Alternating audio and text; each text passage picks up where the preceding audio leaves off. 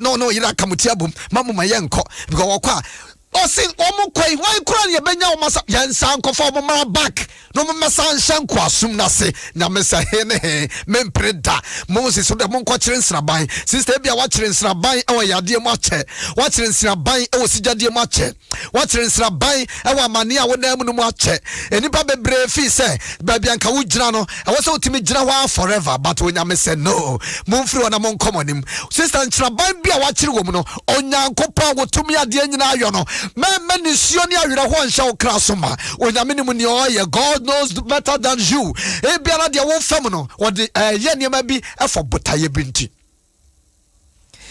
Exodus chapter 14 ye kenkan ye verse 54 na okachre wo hene okachre Misrim hene se wo man no adwane kɔ na felo ene ne nkoa akoma esachrai ewo oman no ho na osi adien na ya dien na ya ye mistake adien ya ye ya masego se won kwati asori adien ya ye se skema trafidie isu ya mistake adien ya ye pa se ayu won kwatra social media mfa ya mistake mumma yensan fa ne nko ne crash wana no wo yensan fa ne nko na chi sofo anadwe nyina me na ayo me kan ye duru ba na me nsu kofu bebre omo pasade ni padam no saa wo firi mu a wo mpa wo pasade ka wo nam no nkrata asama wo su ho wa brochire ho no wo nsa kan nkrata no hweso wo benya atamfo onam san kada bia na wo nam ne me nkrata o me nkrata o onsa wo ya container bag Ghana no nkofu bi asada wo mo buofu Ekaka no kuna wo srasra wa kontio mu sister 2021 when amini bi de wo call don't kill yourself wo da trensraban e wo pona no na se wonya trensraban wo pona no a wo nyame se bi bie pono mo na me prim file akoma na me asada no wo prim boss na akoma na me asada no wo prim papa na akoma na me asada no wo prim bema na akoma na me asada no wo prim oba na akoma na me asada no wo prim maame na akoma shop wa wo nyame asada no wo prim master na akoma na wonim de awurade struggle wo so a betimi nyame prim akoma de nyame nkan obeba beka nyame bepepia wa na wa betom amnam na wonya tamra na de wotuma ame no Joseph say mu de mususu no bone na namudum sawurade o de bedane papa ama de mo hunu ne nei adom 106.3 ane ukuada osofo me da se me gina 5 na so hobby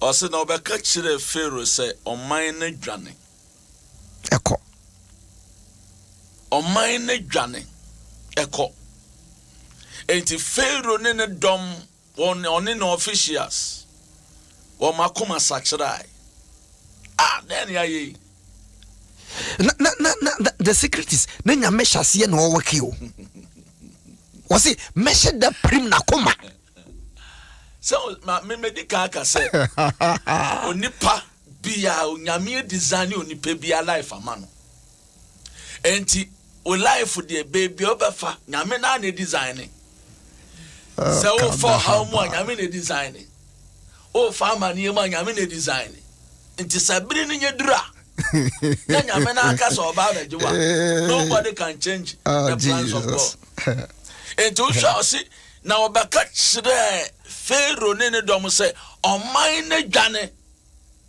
eden ya yi eden na ya ye mistake my mistake somebody say go back so for ada oba no my big mistake the be man ba ya obaba ji be say prospectus so say aware ho nuoma no and fear for you ye mistake o ya me do juma wate ababa we yi ko obaba ware ye nti maami etumi awo ye mistake kwaye wedding wa bra busuamu ye wedding wa tabi tabu so oba betumi aware na ababa ye ne ho ade o de ne konko ba se ye be ye ho ade de dabi ye mistake she ye jaye ho se ni pani baba wo ho so Romans was say sanabo nsam ne mse Yesu bewu na wasan sore a ka de oye ne wanye a mistake enti mistake bi obi be mistake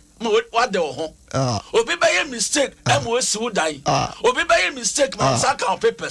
Obi by a mistake, preach on. By a mistake, preach on. Obi by a mistake, and you are my one second. Obi by a mistake, and when you're found, Obi by a mistake. Emma when you was soon, Obi by a mistake, Emma the official promotion one said to me, Sir Pharaoh in the domain mistake, my Israel one qua, Quamoda so someone, then Subranya me anka sakasa, me hide, and yet the heart of Pharaoh, Bible saw hiding a commando, Pharaoh in the dom, yes, I am mistake, yea,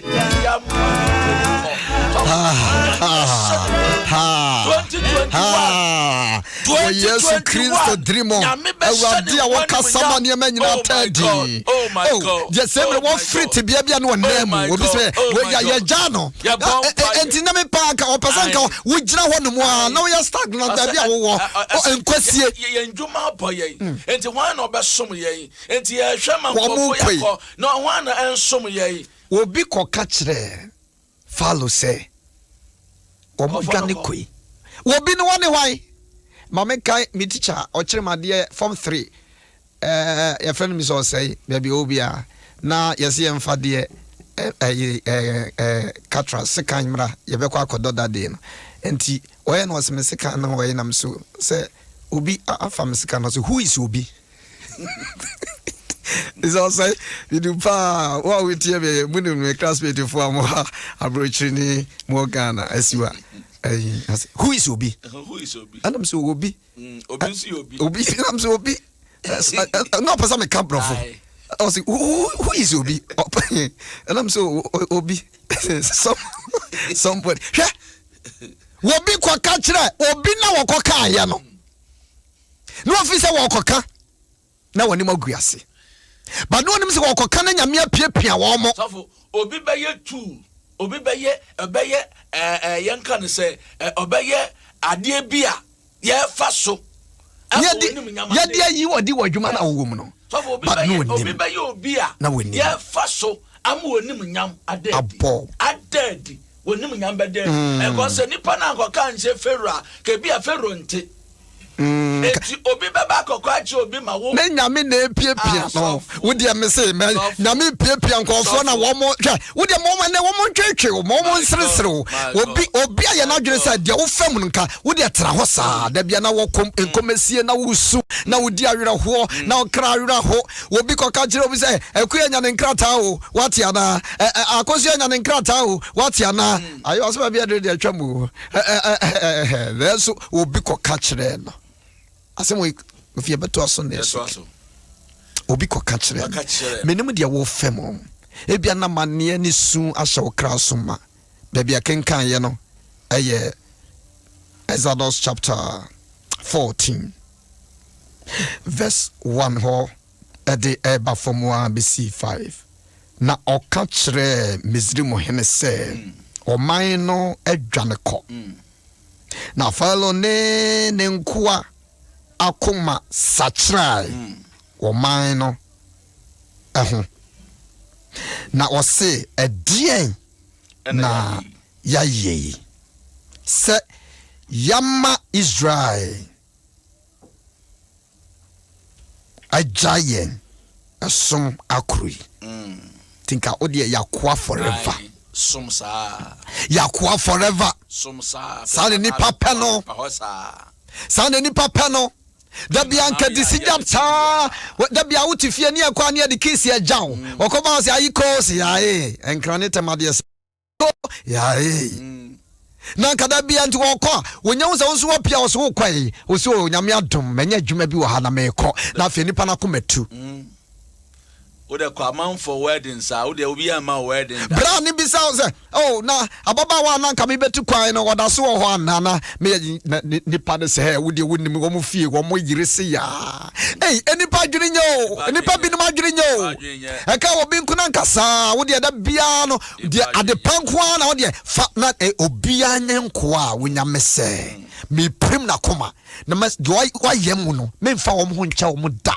de nyame dia Pharaoh ne dom de ayamui me from ho ncha wo da enti mo de mo nkɔkyere nsraban sɛ ne nyame ahyɛda mo nkɔkyere nsraban na mo nyina pona no na nyame ne Moses akasa o ba no ne Israel fo ne nkasa aye kofiti ahayo na nyame ne Moses akasa ba no ne Israel fo no enkasa okache Moses say for mo control na mo de mo nkɔkyere nsraban Moses kranka bi obeyi ano say apapa na de na wo kan ba bia wo si yenkoi epo de be da ne yatwa wo si wo de me se for mo kɔ hɔ na Moses de wo makɔgyina hɔ wo mu twa mo ni a na fe nyame sa fe na me be piapia wo mo na wo mu nkyɛnsi mo na ma hyɛme awurade manwum nyam wo Pharaoh ne dom anim. Can you imagine?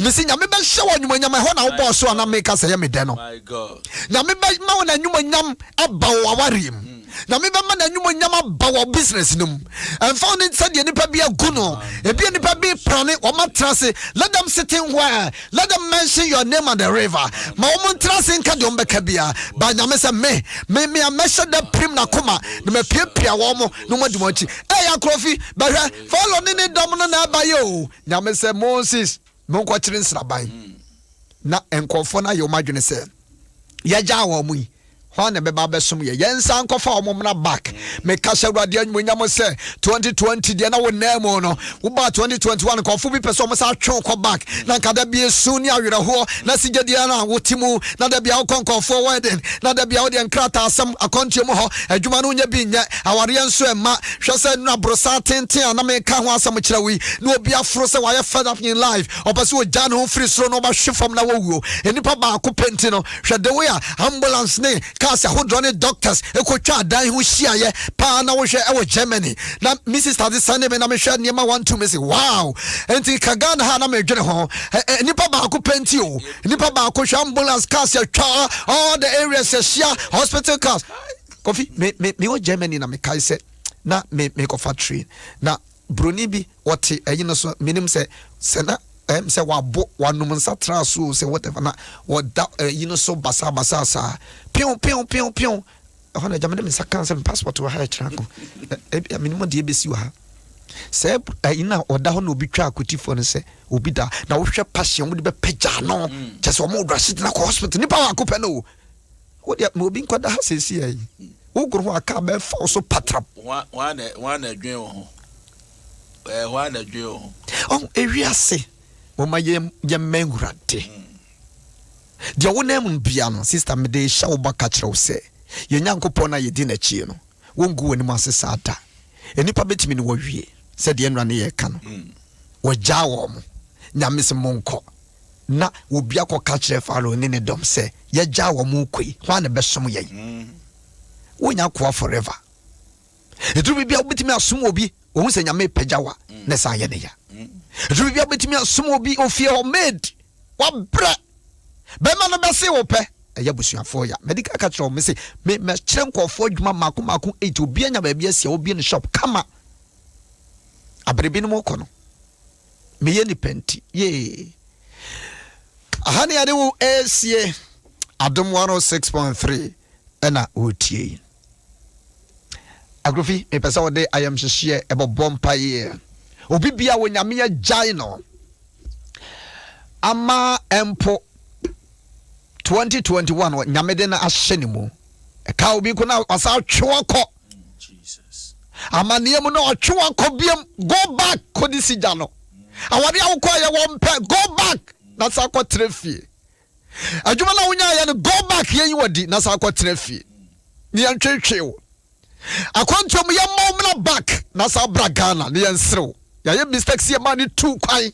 abuso no bi ntu kwan nanso wo nyame bi ya wo mo a wo nyame bi ensa da wo so na no pay na mawa odofo onyankopon asem se mi nyankopon minimu ebra wo ye mujato ada wo na ye mu nia wonna mu nyina no awurade nim nia otwetwu na no awurade nim men ye wo ho bone bi menku ho esan so nyankopon ni unwiye ena no pe ni a wo fam nyina no ye de unu Yesu Kristo se na nyamini moja no enkasa ma se na nyamini se ni onyankopon yi Israel fo se na nyamini ndio na omudu baby na yo se ni asano me prim na koma ode kwan to baby a ekwan enni no sa nyankopon enye ma na 2021 ni awaka fa honkuto no ena embremu enu onyam kan Awurade din no mfa dance die enhye wanumu no ma nipa nyina hu so oyo nyankopon anope onyame mma wanimu ngu aseda o ma wanimu ngu aseda nia onyankopon aka fa ho no 2021 senior city bia no ebebem asedan kan Awurade e wo Yesu Kristo din mu amen amen.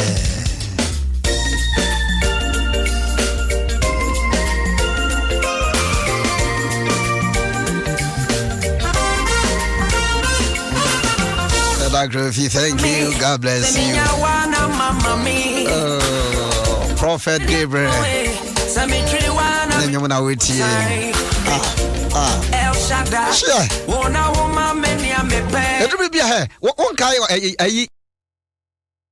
Obi aka kyerɛ nsɛ obedi nkugu mu onko wo mu nyina so ya obedi nkunim no onko nika onko onko ompie piano wo de kɔ kɔda obedi nkunim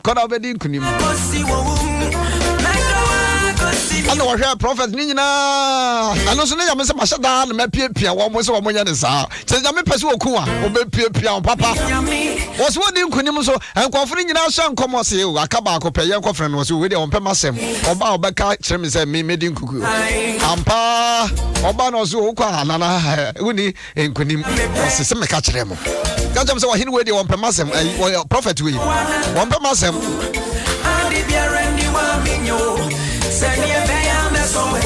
ampa drum be ran kofo bi piapia wo mu piapia wa yodom wo mu pia wa kogu wani mu ase 2021 passion honso sinkete ma Awurade 0302216561 kuyada Wednesday and on pay my song and my shield Community 4 Central Assemblies of God my heart and my desire 9 to 11 near Pong social distance yegusuwa krem oba katawano wo sanitizer bi fi bi fa mfa won sam sanitizer ne de ene abafu kakra I will love you till I die I will love you till I die I will love you till I die papa Doba umesum pacho good morning. Good morning. Morning. O hene na ho te say. Mpacho ye. Ye da yesu ase. Na free he na odine wo frame SK apg. Oh, pastor, praise God. Mpacho Christian soja dodo wa. Mo ma yo nyame asemi age bebre. Na begamo kan no o chese fero no wa pre na kuma. Na onu nyame no o very tricky but omo ni. Watiko mu boko se kai we dey na ocho mu nyasa bebre but still they don't study na me kai say esum kra ba misdream before for punishment and the next say dum so sa esum no dum so no ni nya ye num yo and then abaka wuye no bebre na esie but still they are stubborn and the echire no no mo ni bo mu so se die no mo aye let's say this what they did the only thing ye omoye no enye enti okay me da mo ase wo de ye di be say foforo so ombra me da mama yansa nkonko fa wo mumla back nkonko asum num we ja wi no ye obi ja do ba mo say good morning. Good morning. Yes sir boss. The pacho we you be bajeki at your top line. Me pacho quick yanko. Yo akra ya misha mo papa sanse o hwese ne Israel foi ekonko asumu na se ne nyuma pa na omo ya omo susu se omo de omata okra enso nyame na makwan bi so asa ko Israel fo efimizem e de omo ba ayampa o hwese ne o nipa bi ni wonam na bia insanum ɛne ade a wonnom na fe ɛyɛ de akra ɛyɛ ne dɛ sɛ ɔbɛsamba na wo ne na sa kɔ nom sa kɔ mesa dabi ɛne de nyame ayi yɛn ɔde yɛn kɔ sɛ bɛyɛ bɛkɔ bɔ asase no so akra nyame hyira no obi nso mɛtoa so wi medase papa oh Jesus Mercy, good morning. Good morning. Oh, hene na ho te say. Oh, ma ne so kakrai, ade achi ane sa.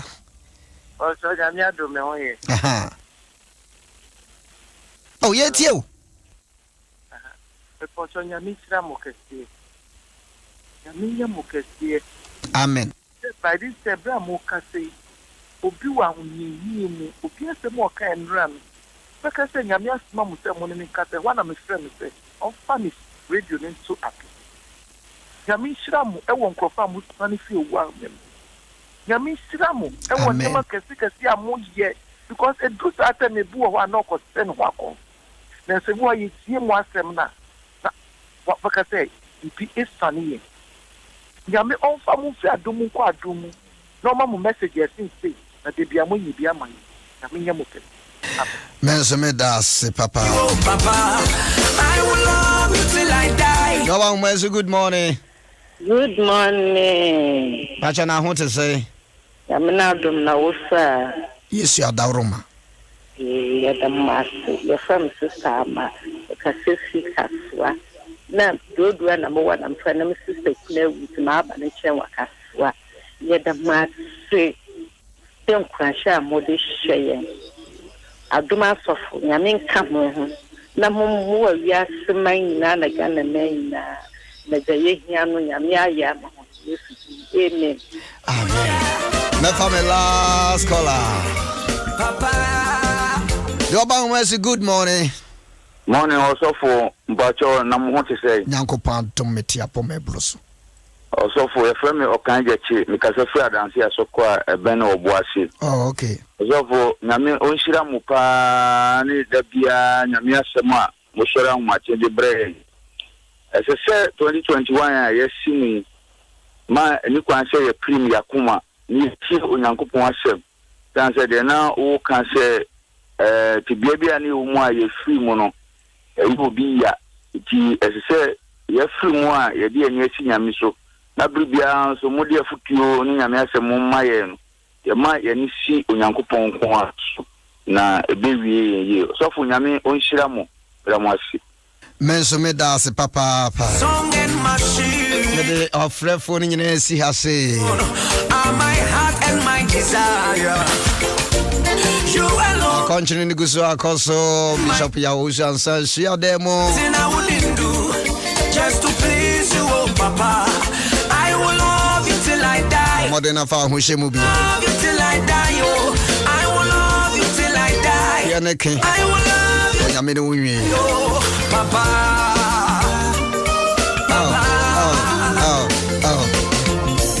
Minyame, me tuchu mama wada.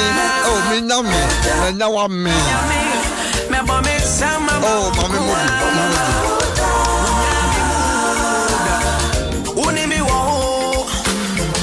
Unyami Na me ya de ma. Chna me ko retreat. unimi wo. Prayer request bi a with me the test yen so be ka wo. Bible. 2021 January to say no. Don't take things for granted. You are na adwen so person was out chon come back.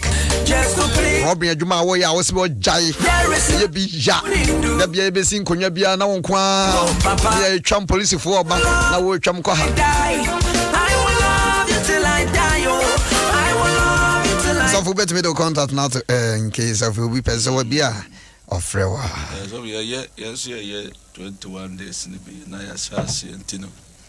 Uwa waka soa ne ne mpatemu obetumi adwane ye Wayon City na enwubrei na ye no nyina bom ahye nyame enum nyam obetumi afrɛ me 0248682064 0248682064 nyame onshira bebre so Medase. Enya wana kamewu. Andi biarendi wa minyo. Seni beya meso weni. Mendo wa kusi ohum. bet me my message.